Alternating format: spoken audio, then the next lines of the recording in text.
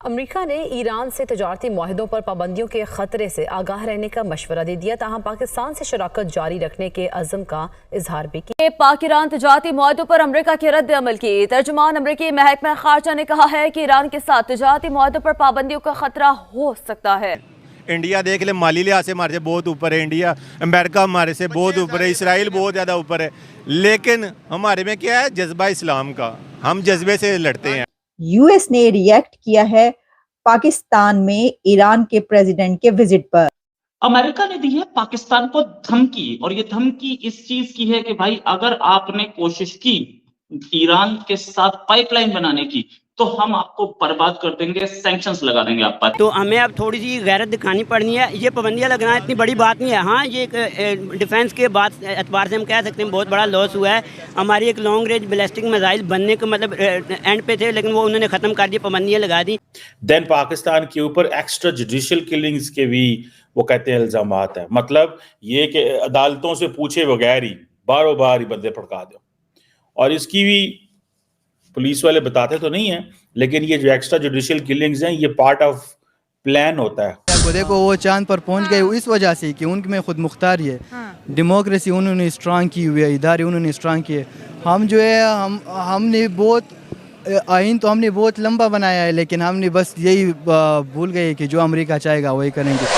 जय हिंद दोस्तों, मैं विजय और आप देख रहे हैं विस रिएक्शन। तो दोस्तों, जैसा कि आप जानते हैं, ईरान के प्रेसिडेंट पाकिस्तान आए और हर बार की तरह पाकिस्तान के पीएम शहबाज शरीफ ने जो उनके सामने कश्मीर का रोना रोया, मगर ईरान के प्रेसिडेंट ने जो है दोस्तों कश्मीर का जिक्र अपने भाषण में नहीं किया, जिससे कि पाकिस्तानियों को झटका लगा। ईरान के प्रेसिडेंट ने जो है वो सारी बातें ट्रेड के ऊपर की, किस तरह ट्रेड आगे बढ़ाना है, $2 बिलियन का जो ट्रेड होता है दोनों देशों में वो 10 बिलियन तक कैसा लेके जाया जा सकता है, और साथ ही में जो गैस पाइपलाइन का इनका प्रोजेक्ट अटका हुआ है काफ़ी सालों से, ईरान की तरफ से तो पूरा हो चुका है मगर पाकिस्तान ने अभी तक स्टार्ट भी नहीं किया, उसके ऊपर भी इनकी बहुत सारी बातें हुई। अब पाकिस्तानी तो बहुत खुश हुए, हालांकि पाकिस्तानी ट्रेड की बातों से खुश नहीं हुए। पाकिस्तानियों को जो है एक घर और खुल गया है जहां से वो उधारी में गैस और तेल ले सकते हैं, और साथ ही में कभी पैसे लगे तो पैसे भी ये मांग सकते हैं, क्योंकि ये जो है मांगने में एक्सपर्ट है, आपको पता है। मगर भाई अब इनकी ये जो खुशी है इसके बीच में टपक पड़ा है अमेरिका। अमेरिका ने पाकिस्तान को सीधी सीधी वार्निंग दे दी है कि भाई ये जो ट्रेड की बातें आप ईरान के साथ में कर रहे हो, जिसके ऊपर सैंक्शंस है, अगर आपने ईरान के साथ ट्रेड करने की कोशिश की तो इसका अंजाम आपको भुगतना पड़ेगा और कई सारे सैंक्शंस आपके ऊपर लग सकते हैं। तो अब पाकिस्तान जो है दोस्तों अब वो सोच में पड़ चुका है। तो अमेरिका के इस वार्निंग के बाद में पाकिस्तान की सोशल मीडिया पे क्या चल रहा है, यही आज की इस वीडियो में देखेंगे दोस्तों। चलिए करते हैं वीडियो को शुरू। मगर वीडियो शुरू करने से पहले जो व्यूअर्स हमारे चैनल पे पहली बार आए हैं उनसे रिक्वेस्ट करूंगा, प्लीज़ हमारे चैनल को सब्सक्राइब कीजिए, वीडियो को लाइक और शेयर जरूर कीजिए। तो चलिए करते हैं वीडियो शुरू। आपने ये जो बात किया कि सैंक्शंस हम पे पुरानी लग रही हैं, ये 1947 से स्टार्ट हो गई थी सैंक्शंस। जब हमने अमेरिका के अगेंस्ट गए तो सैंक्शंस लगी हैं, और अमेरिका की पॉकेट में गए हैं तो हमें एड मिलती रही है, डॉलर्स मिलते रहे हैं। अब बेसिकली अब हमारी गैरत तो अभी टेस्ट हो जाएगी, क्योंकि आपको पता है ईरान और इसराइल के अंदर ना बड़ी गर्मा गर्मी चल रही है, और मोस्ट प्रोबेबली के पाकिस्तान को अमेरिका फोर्स करेगा कि इसराइल को वो अपने एंड से इनको कोई अड्डे देंगे, यहाँ से ये ईरान के ऊपर अटैक करेंगे। इसीलिए कल परसों तक ईरानी सदर पाकिस्तान भी आ रहे हैं, और माइट भी पॉसिबल वो अपनी इस जो उनकी आएगा यहाँ पर विज़िट करें, इसमें शायद वो ये बात करें कि आप अमेरिका के साथ अगर नहीं दे, हमारे अगेंस्ट हमारा साथ नहीं दे रहे तो काइंडली अमेरिका का साथ एटलीस्ट ना दें। तो ये सैंक्शंस लगना ये पुरानी बात है। सैंक्शन तब 1979 में जब रशिया ने अफ़गानिस्तान के ऊपर अटैक किया, ठीक है, तो वो तालिबान को, क्योंकि आपको पता है दुनिया के अंदर दो ब्लॉक्स है, कम्युनिस्ट और नेशनलिस्ट। कम्युनिज़म के ख़िलाफ़ अमेरिका हमेशा रहा है। जब रशिया को लगा कि रशिया ने अटैक कर दिया इनके ऊपर, अफ़गानिस्तान के ऊपर, तो पाकिस्तान के ऊपर सैंक्शंस लग गई थी।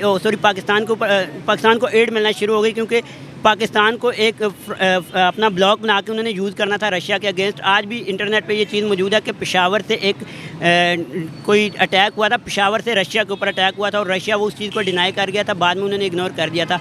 तो ये हमारे ऊपर सैंक्शंस लगती रही 97। जब हम 2001 में जब 9/11 का अटैक हुआ उसके बाद अगेन हमें फिर यूज़ किया गया। उसामा बिन लादेन के मरने के बाद हमें फिर वो क्या कहते हैं बाहर निकाल दिया गया, जैसे वो यूज़ करके एकदम से फेंक फेवरेट लिस्ट से बाहर निकाल फेवरेट लिस्ट से बाहर।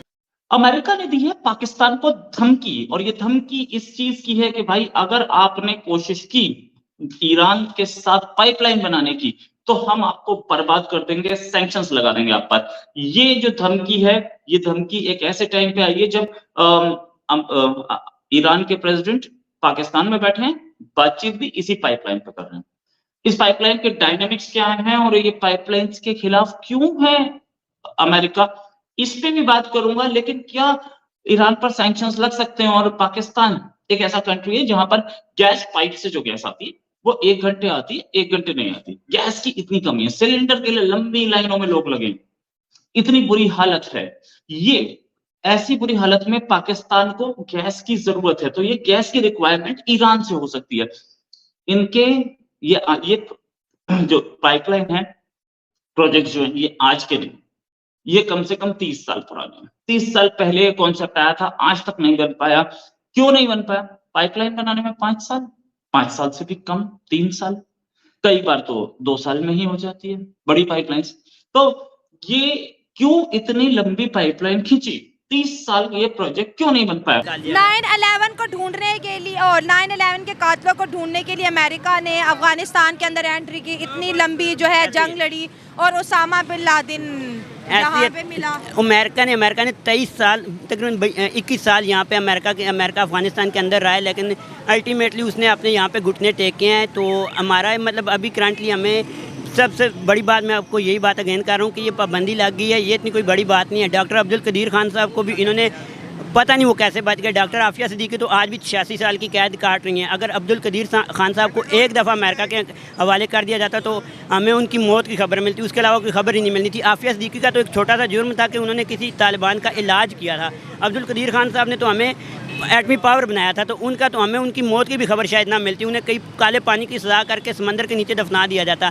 लेकिन ये चीज़ थोड़ा सा हम अपनी हुकूमत को दाद देंगे इस मामले में कि उन्होंने गैरत दिखाई, इसको अमेरिका के हवाले नहीं किया। मैथ्यू मिलर ने कहा है कि डेंजर ऑफ रिस्ट्रिक्शंस, पाबंदियों का खतरा, इसके लिए तैयार रहें कि अगर आप ईरान के साथ ट्रेड को सीरियसली सोच रहे हैं या ईरान के साथ ट्रेड को सीरियस लिया जा रहा है तो फिर डेंजर ऑफ रिस्ट्रिक्शंस, उस पे पाबंदियां लग सकती हैं।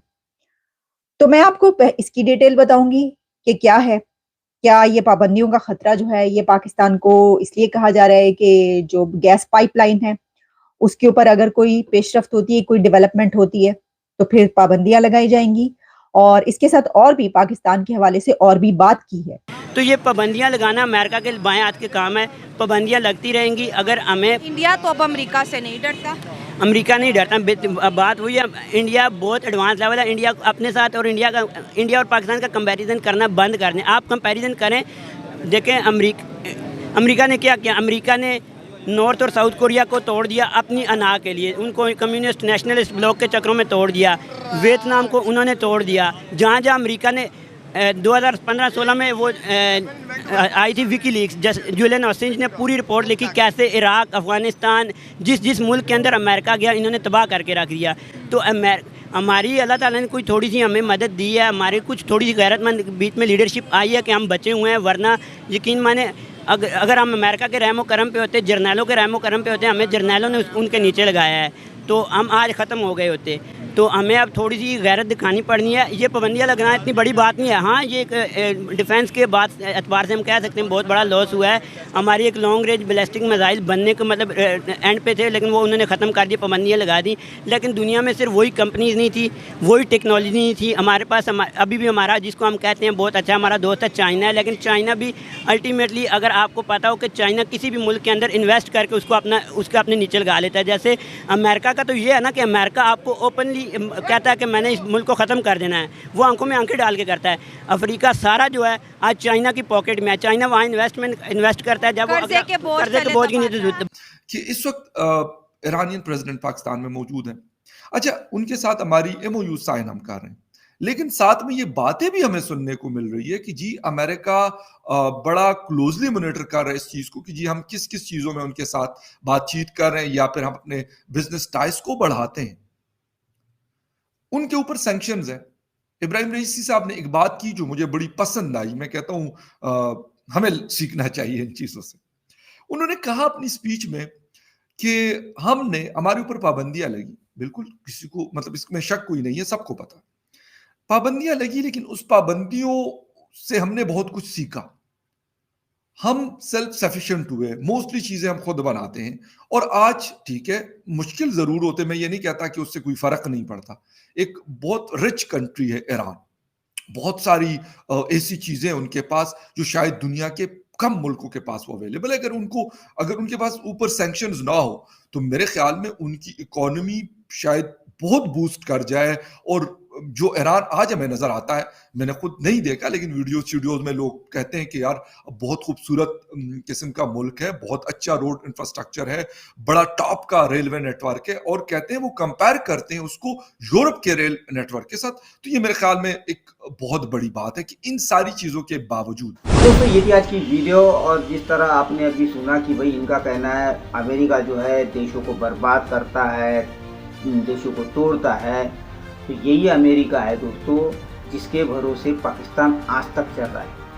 हालांकि पाकिस्तानी ये नहीं कहते, मगर पाकिस्तान के नेताओं को, पाकिस्तान की फौज को पता है कि पाकिस्तान जो है आज भी अमेरिका के मदद से चल रहा है। और इसीलिए जब भी पाकिस्तान कुछ ऐसी हरकत करता है जो अमेरिका को पसंद नहीं आए तो अमेरिका इनका कान पकड़ता है और इनको अमेरिका की सुननी पड़ती है।